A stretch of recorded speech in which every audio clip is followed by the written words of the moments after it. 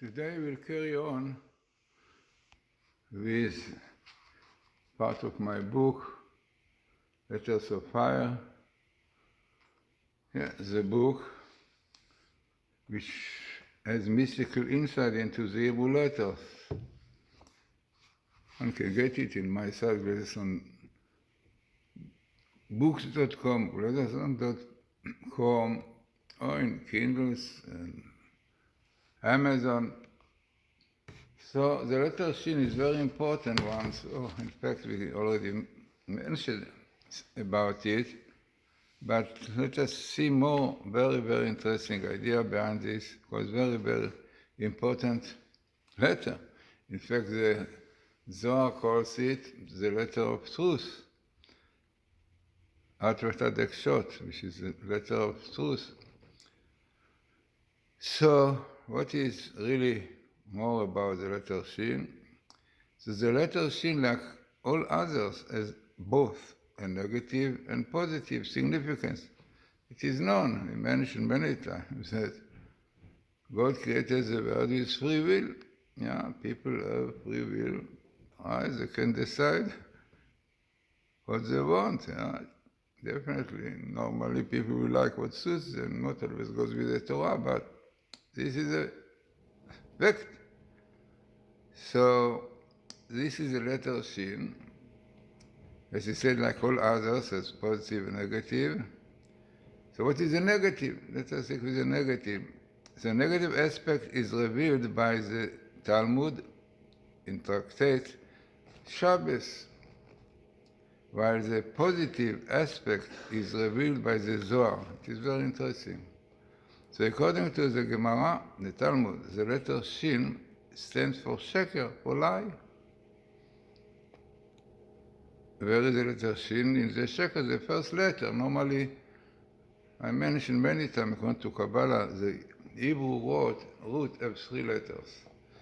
Again, the 3 parts of the spirit in man, which is the nefesh, the liver, physical, ruach, the heart, emotional, and then the neshama, the soul, in the brain. So the first letters in the root, they represent the neshama, the most important. So the letter Sheen is the first letters of the word sheker. So what it is, so sheker, as we know, it is falsehood. So the Maharsha, interesting, the Maharsha is one of the commentators of the Talmud, explains that until we reach Sheen in the alphabet, it means that Sheen is almost the last letter of the alphabet, yeah? The last one is tough, one before. So the Maharsha, a very famous commentator on the Talmud, a while ago, explained that until we reach Sheen in the alphabetical order, we don't have all the letters necessary to spell sheker. I mean, sheker have 3 letters, which are really basically almost the last one. Ru, Resh, Kuf, Shin. As in the Torah scroll, none of the 3 letters of the word sheker has a broad base. It means the letter Shin in the Torah, 3 branches join with 1 point down, the same thing the letter Kof, also 1 point, and Resh, also 1 point. So they don't have a broad base. Each rests on a single point. This is definitely opposite to the word emes, truth, because all these 3 letters, Aleph, have 2 legs, Mem have a basis, and Taf also. So what is the idea? So definitely this indicates that falsehood is an unstable thing. A lie has no legs to stand on. The letters of the word sheker are found close to each other in the alphabetical order. As we said, Shin Kuf Resh, all this letter after letter. So these letters, which are found close to each other in the alphabetical order, also teach something. So where it is interesting that according to the Talmud, this is to teach us that falsehood is common in this world. The Maharal of Prague, explained that the closeness of the letters to each other indicates that words of falsehood are close to man's heart and are therefore easily accepted. Very interesting, yeah. People like falsehood, especially when it fits their desires, interests. So this says the Maharal, that this is really the closeness of the letters to each other indicates, yeah, that words of falsehood are close to man's heart and therefore easily accepted. It is very interesting. So now the letters of the word truth, as we said, emet, on the other one are far from each other. Yeah, Aleph is the first one, Mem is the middle, Taf, the end. Each in the alphabet, we know. Yeah? This teaches us that words of truth are difficult for people to accept because their heart don't desire truth. It is therefore far from them. It's very interesting. It is very known expression that truth is difficult. Yeah, difficult for people to accept the truth. Yeah, especially when it does not fit their interests and desires. The Talmud points out that in contrast to the letters of the word sheker, lie and falsehood, the letter of the word emet all have broad, firm base. This indicates that the truth is stable and enduring. Very interesting. So we said also, very important idea behind this, that the Aleph represents the past, Mem represents the middle, the present, and Taf, the future. So real truth is when one has the whole picture, yeah. But not like, unfortunately, today many people, especially in Judaism, don't like to remember the past. They want to start from the beginning, so they take away the Aleph and they remain with mess, with death. Yeah, they make a mess of themselves. It is interesting to note that the letters of Sheker, when placed in their proper alphabetical order, yeah, because Sheker is not the right order, because the letter of the alphabet is Kuf, Rei, Sheen, right?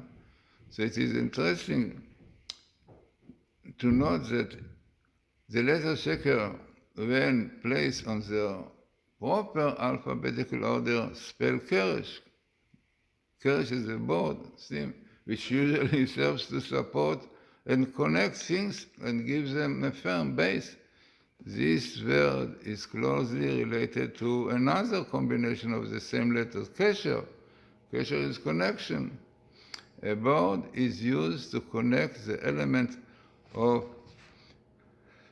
a structure. Similarly, when the component elements of a liquid become firmly interconnected so that the liquid solidifies. So solidifies in Hebrew is called nikrash, congealed. So congealed, this is not the only example of Hebrew words in which the close alphabetical proximity of the composition letters indicates a closely interconnected structure. So I brought a very interesting other word, yeah, the same thing. If you take them in one way to present something positive, something.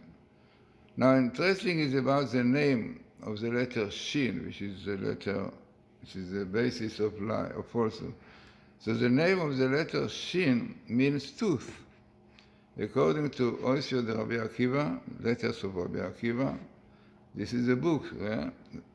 This alludes to the teeth of the wicked, which in time to come will be broken by the Holy One.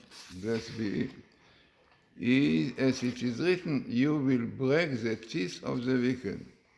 Now the book of Rabbi Cook, which is called Rosh Milim, states that the teeth are alludes to in the positive aspect of the letter Sheen. The teeth are the first instrument which begins the process of transformation, transforming food into new life. For the one who eats, they take the raw, and this is what the teeth are doing. They take the raw material of life and make them ready for constructive use. The Sheen is a force which brings concrete expression to the potential holiness represented by the two preceding letters, Kuf and Reish.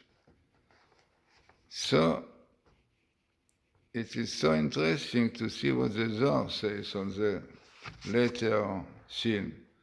So according to the Zohar, the letter Sheen is called the letter of truth, as was mentioned, It might be suggested that this positive aspect of the letter Sheen finds expression in these branches shape. Remember, there are three branches. Yes, three branches to the Sheen, right? And those branches, very interestingly, represent things. So, what they represent. So, this is what the book of Rabbi Akiva, Lezer Akiva said. The first thing he said, the three letters of the Sheen represent the three aspects of man: soul, spirit, and body, right? Which is the truth of everything. The three words, this word, the word of Messianic age, and the word of word to come. Three sanctifies the sanctity of Shabbos, the sanctity of the Holy One, blessed is He, and the sanctifier of the Jewish people. Amazing, this is what Rabbi Akiva says. The three branches of the Sheen represent all these aspects of truth. The works of Kabbalah tells us that each of the three fathers correspond to different spiritual aspects of man. Abraham corresponds to the neshama, to the spiritual soul. Yitzchak to the ruach, spirit, and in the heart, and Yaakov to the nefesh, bodily soul. Each of them, through his particular service of God, rectified the different spiritual aspects. In Yaakov, the three aspects of the neshama, the ruach, and body reach that perfection, thus forming the three branches of the letter Sheen, which stand for truth.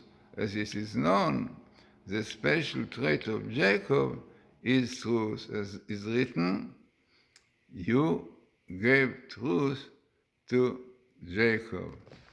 So in fact, there's a lot more to speak about this Sheen connected with Shabbos, because Shabbos is also Sheen Bat, because Shabbos is the time when the Sheen representing the soul, as you saw, our forefathers, right? All this really on Shabbos comes to the daughter of Israel. Bat is daughter, and this we find a few times, daughters of Israel. So Shabbat is the time when all these qualities of the Sheen join the daughter of Israel. So, as I said, there's so much more, so definitely in my book you can find out about it. And this really, it came out first by Feldheim, but now it came out. I try to bring it out and also bring from other places, but the importance of the book really in the end of in the last page I mentioned, in Feldheim brought out, in Letters of Fire, Rabbi Matityahu Glazersn explores the wondrous word of hidden meanings in the letters and words of the Holy Tongue. This realm of mystical splendor, where even the very form of each letter has profound significance, is revealed here in this book in a language and style that enable every reader to discover the astonishing insight of Kabbalah and the teaching of the sages. So I said Letters of Fire, which came in many editions, also came in English, French, in Russian, many other languages, and really it shows what is the Hebrew letter, the letter with which the world was created.